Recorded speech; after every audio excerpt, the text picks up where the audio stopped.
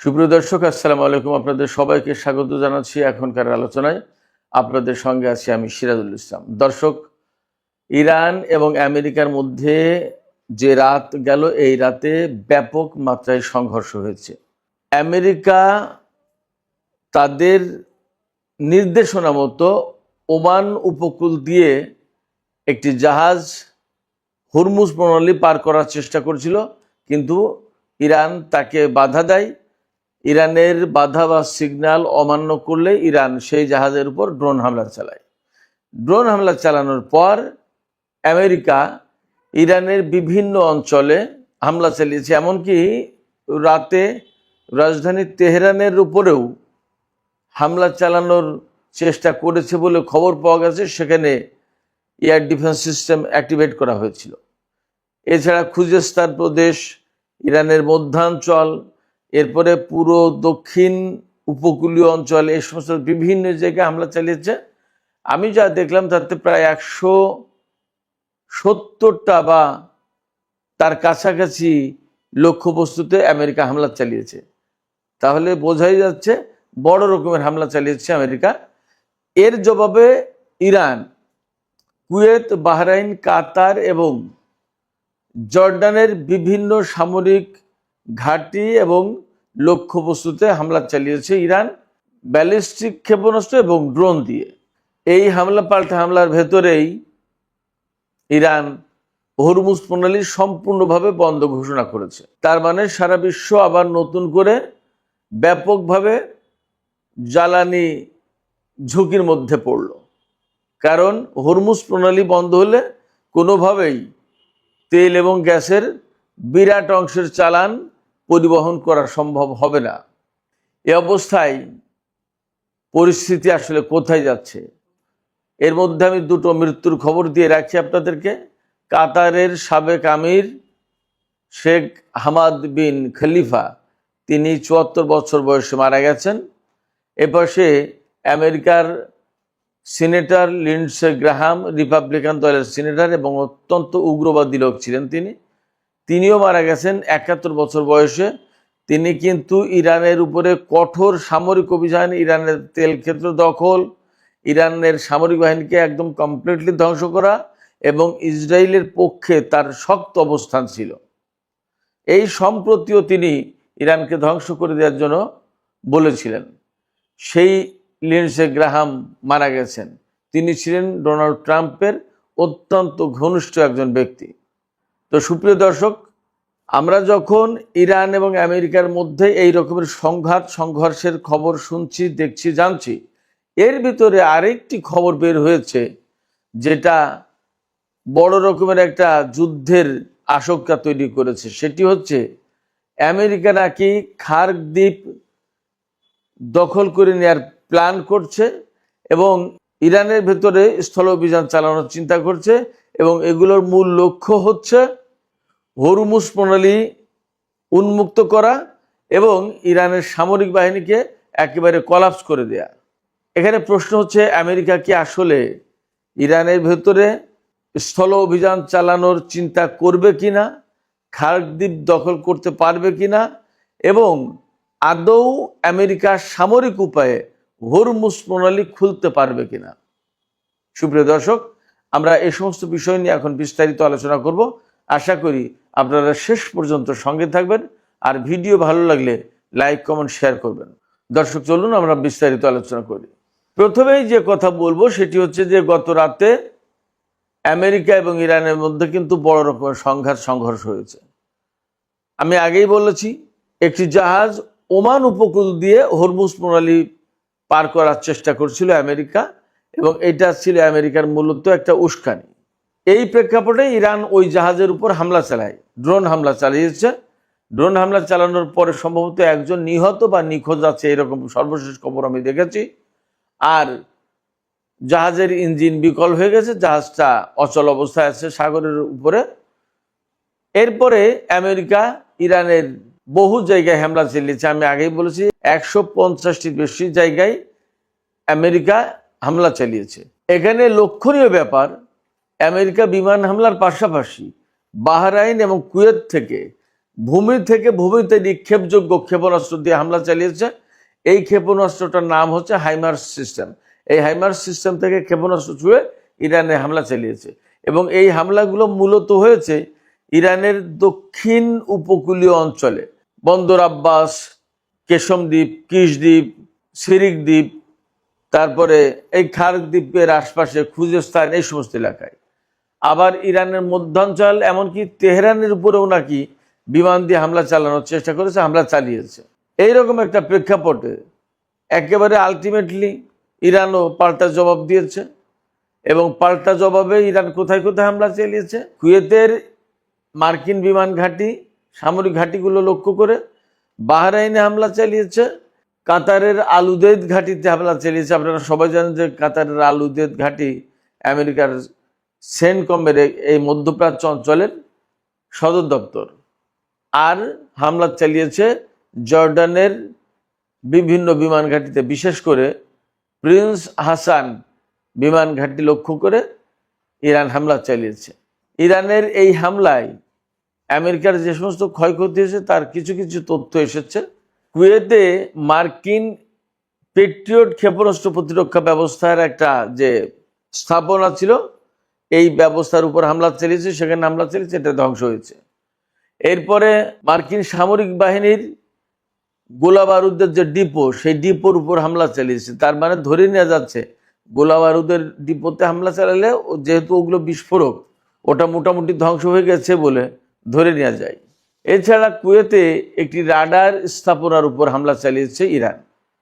এগুলো হলো কুয়েতে। এরপরে বাহরাইনের পঞ্চম নৌবহরের ঘাঁটিতে হামলা চালিয়েছে নতুন করে ইরান। সেখানে বাহরাইন ও মার্কিন রাডার সিস্টেম, যোগাযোগ ব্যবস্থা, এই সমস্ত জায়গায় হামলা চালানো হয়েছে ইরানের পক্ষ থেকে। কাতারের আলুদেদ বিমান ঘাঁটিতেও ব্যালিস্টিক ক্ষেপণাস্ত্র দিয়ে ইরান হামলা চালিয়েছে। সেখানে যুদ্ধ বিমান মেরামত কেন্দ্র এবং কমান্ড অ্যান্ড কন্ট্রোল সেন্টার ধ্বংস হয়েছে কাতারে। এরপরে জর্দানে হামলায় কি ক্ষয়ক্ষতি হয়েছে? ইরানের আইআরবি প্রতিবেদনে বলা হয়েছে যে জর্দানে যে জায়গায় হামলা চালিয়েছে সেখানে সেনারা অবস্থান করছিল, মার্কিন সেনারা। পাশাপাশি সেখানে MQ-9 রিপার যে ড্রোন, এই ড্রোনের হ্যাঙ্গারে হামলা চালিয়েছে। তাতে ধারণা করা হচ্ছে বেশ কিছু ড্রোন ক্ষতিগ্রস্ত বা ধ্বংস হতে পারে। এই হলো মোটামুটি যুদ্ধের ক্ষয়ক্ষতির আপাতত বিবরণ। এর ভিতরে সবচেয়ে বড় যে ঘটনাটা ঘটেছে সেটি হচ্ছে হরমুজ প্রণালী বন্ধের ঘোষণা দিয়েছে ইরান। বলেছে আমেরিকা যতক্ষণ পর্যন্ত এই রকমের হস্তক্ষেপমূলক কর্মকাণ্ড বন্ধ না করবে, হামলা বন্ধ না করবে, ততক্ষণ পর্যন্ত হরমুজ প্রণালী আর ইরান খুলবে না। তার মানে দাঁড়াচ্ছে এই হরমুজ প্রণালী দিয়ে প্রতিদিন প্রায় 2 কোটি ব্যারেল তেল রপ্তানি হতো, পাশাপাশি ব্যাপক পরিমাণে গ্যাস এবং তেলজাত পণ্য, আরও অনেক কিছু, সেই সমস্তগুলো এখন পরিবহন করা বন্ধ হয়ে গেল। তার মানে সারা বিশ্ব মারাত্মকভাবে তেল সংকট, জ্বালানি সংকটের মধ্যে ঢুকে গেল এবং আবার পণ্য মূল্য বেড়ে যাবে। প্রতিটি দেশে, প্রতিটি জনপদে অর্থনৈতিক সংকট তৈরি হবে, মূল্যস্ফীতি বাড়বে এবং কোনো কোনো দেশে এই সংকটকে কেন্দ্র করে বড় রাজনৈতিক সংকটও তৈরি হতে পারে।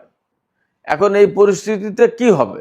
আমেরিকা কি ইরানকে জোর করে এই হরমুজ প্রণালী খুলে দিতে বাধ্য করতে পারবে? মনে হয় না।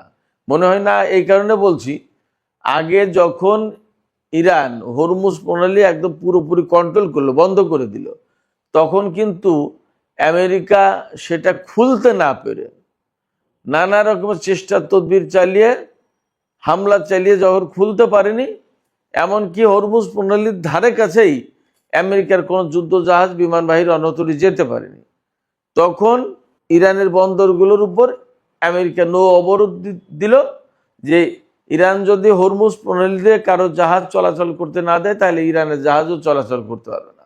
সেই নৌ অবরোধ থাকলো, ইরান তো দমে যায়নি বা পড়ে যায়নি, কিন্তু হরমুজ প্রণালী ইরান খুলল না। এই যে চুক্তি করে হরমুজ প্রণালী খুলতে হয়েছে, সেক্ষেত্রে ইরানের সাথে যদি আমেরিকা সামরিক উপায়ে হরমুজ প্রণালী খোলার চেষ্টা করে এবং সেইভাবে ব্যবস্থা নেয়, তাহলে সম্ভবত তারা ভুল করবে, এই হরমুজ প্রণালী খোলা তাদের পক্ষে সম্ভব হবে না। তাহলে উপায় কি?